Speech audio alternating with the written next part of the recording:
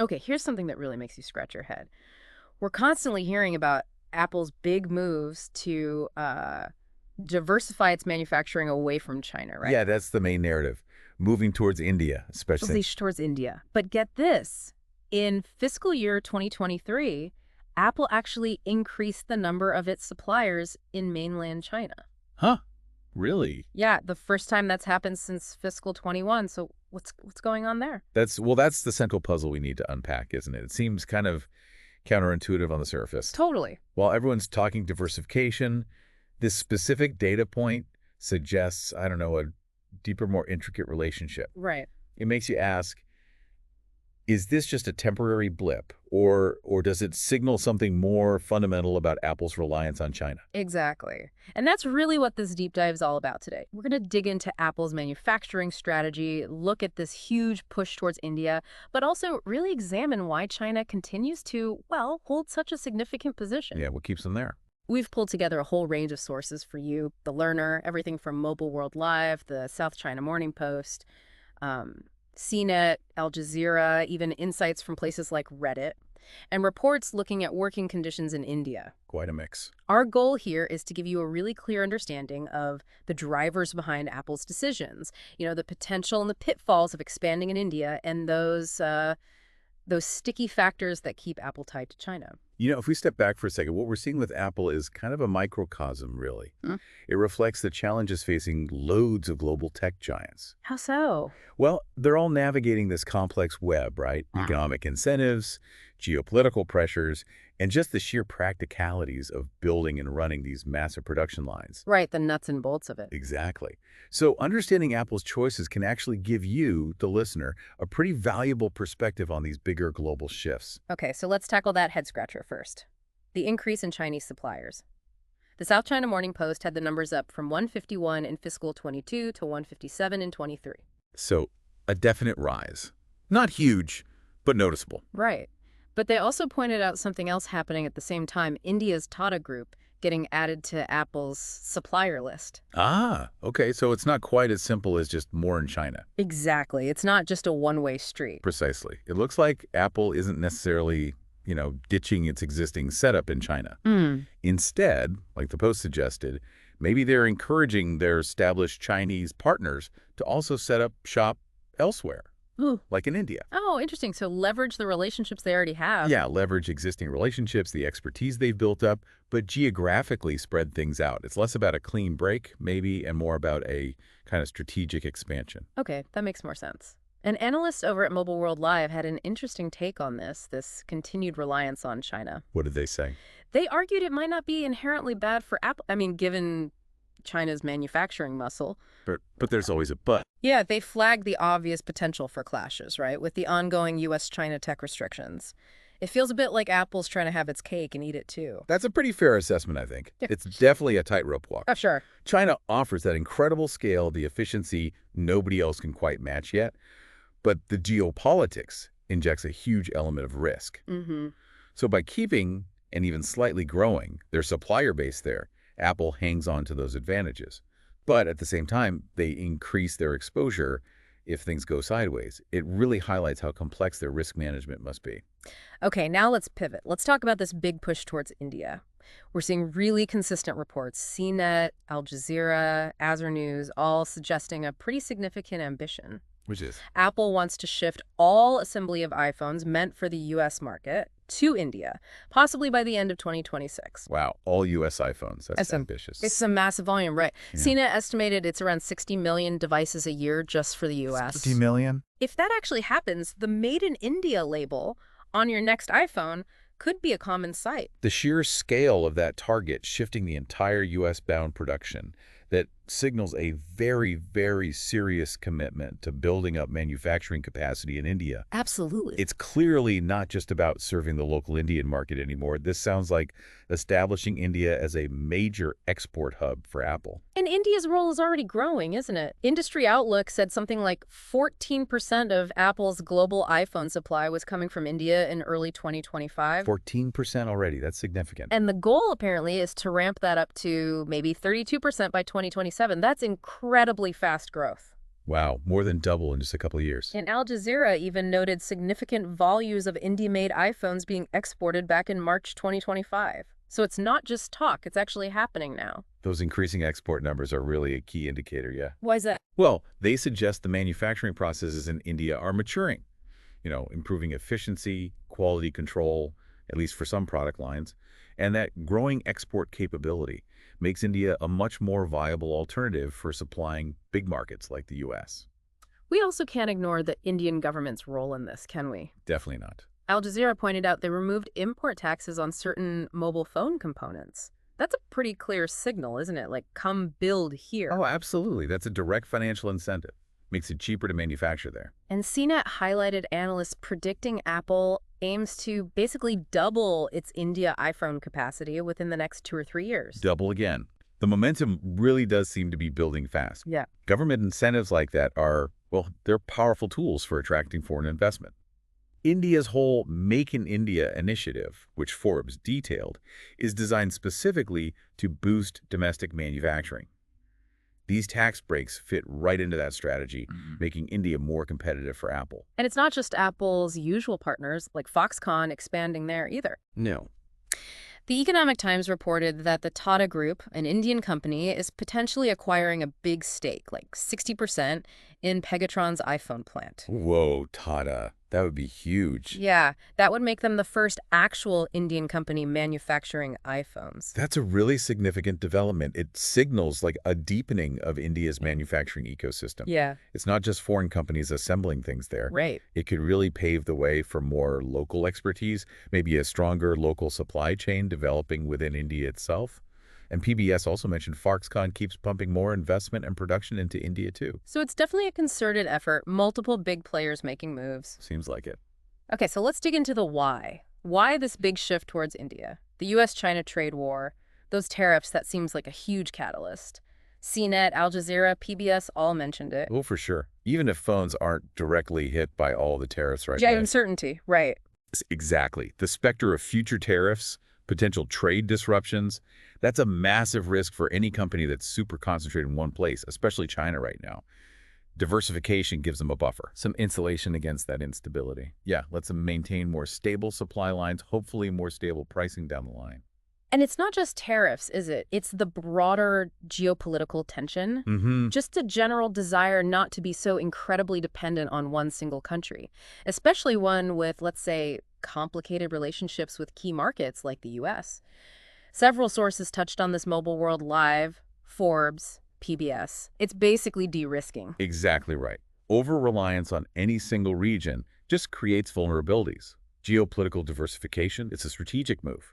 Enhances supply chain resilience, gives them more flexibility if international politics shift suddenly. Then there's the pull of India itself. Forbes talked about it, the huge labor pool, massive and growing consumer market, potentially lower operating costs. Compared to some other places, yeah. Yeah. And its connections to international trade routes. Plus, again, that Make in India push and the government sweeteners.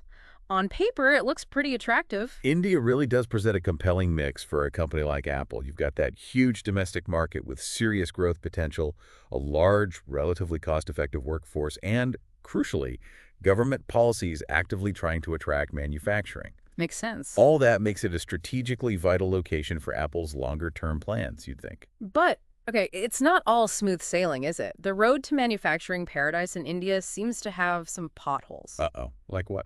Well, Industry Outlook reported some early quality issues with India-made iPhones, apparently serious enough that some units were returned, and they even had to temporarily shift some production back to China. Oof. That's not ideal. That's a pretty significant red flag, actually. Yeah. Maintaining Apple's, notoriously high-quality standards is absolutely critical for them. So these initial reports, they really highlight the challenge of replicating those super refined manufacturing processes from China in a totally new environment. It takes time, I guess. It underscores the need for ongoing investment, Yeah. training, quality control systems, infrastructure upgrades. All that needs to keep pace. And infrastructure seems to be another one. Both Industry Outlook and BizFeeling mention things like slower shipping times, unreliable power supply in India. Yeah, that can really throw a wrench in the works for just-in-time manufacturing, tight production schedules like Apple's. Definitely. Efficient logistics, stable power, water, roads. That's all foundational for large-scale manufacturing. Addressing those shortcomings in India is going to be crucial if they want to hit that Apple-level efficiency and reliability. And a biz filing also brought up the regulatory complexities in India. Ah, yes. Bureaucracy. Things like foreign direct investment rules, different labor laws across states, a complex tax system. Navigating all that sounds like it could be a real headache for a big international company. Absolutely. Operating in any new regulatory environment presents challenges. You have to understand and comply with all the specific local laws, adapt to cultural differences, maybe language barriers in some areas. Plus, they mentioned intense competition from local players already in India. Right, so it takes a significant investment of time, resources, and expertise just to manage all that. Interestingly, Al Jazeera cited estimates that manufacturing iPhones in India might actually be like 5 to 8% more expensive than in China. Oh, really? More expensive? Yeah. So those expected cost savings. Maybe not guaranteed, at least not right away. Huh. That potential cost premium suggests Apple's diversification isn't just about finding the absolute cheapest place to build. What else then? Things like geopolitical stability, getting access to that huge Indian market, long-term growth potential, those factors probably outweigh that short-term cost difference in their calculation. TBS brought up some fascinating points about labor, too. They described India as a noisy democracy compared to China's more centralized system, What do you mean? meaning potential for labor activism, pushback against things like increased working hours. It's just a different operating environment. Right, you have different dynamics, worker rights, societal expectations. They vary hugely across countries. Apple has to navigate those differences really carefully as it expands in India. And someone on Reddit brought up a related point, asking if the U.S. even has a workforce willing to do that kind of detailed manufacturing work under similar conditions and pay as in China. Yeah, that touches on a much broader societal question, doesn't it? About the nature of manufacturing work today and workforce readiness in different economies. Sticking with Reddit for a second, there were also some pretty strong views questioning how feasible it even is to, like, completely dismantle the existing global supply chain. You mean bringing everything back to the U.S. or somewhere else in time? Yeah, it sounds incredibly complex, maybe even economically disruptive on a massive scale. Oh, it would be. The global electronic supply chain is this incredibly intricate, interconnected system built over decades.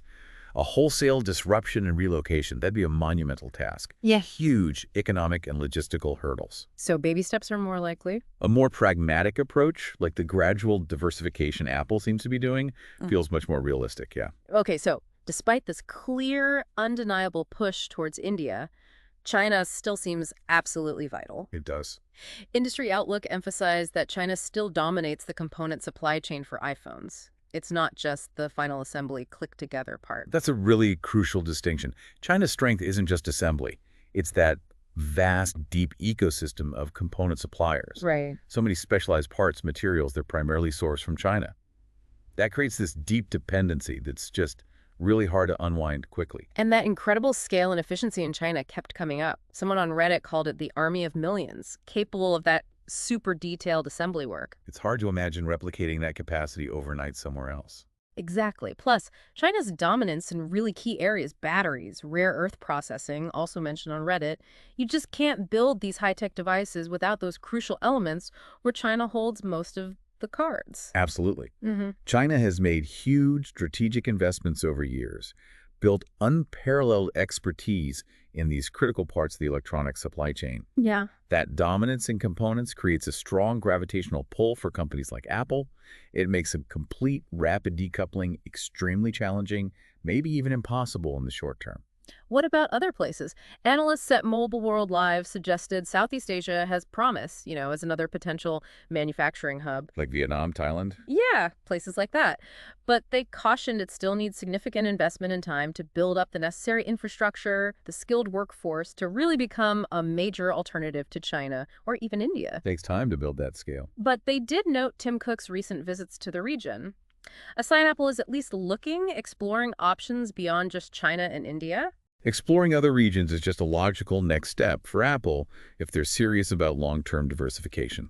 Southeast Asia does offer some advantages: labor costs, proximity to existing supply chains.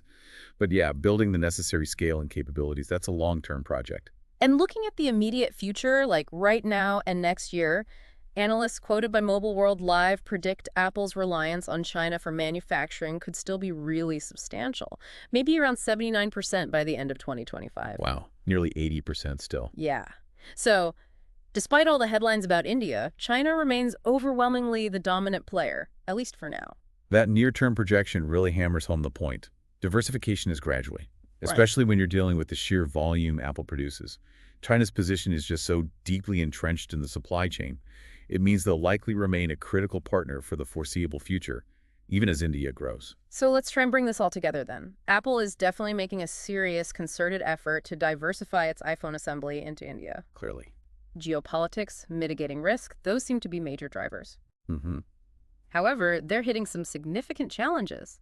Quality control, infrastructure build-out, navigating complex regulations.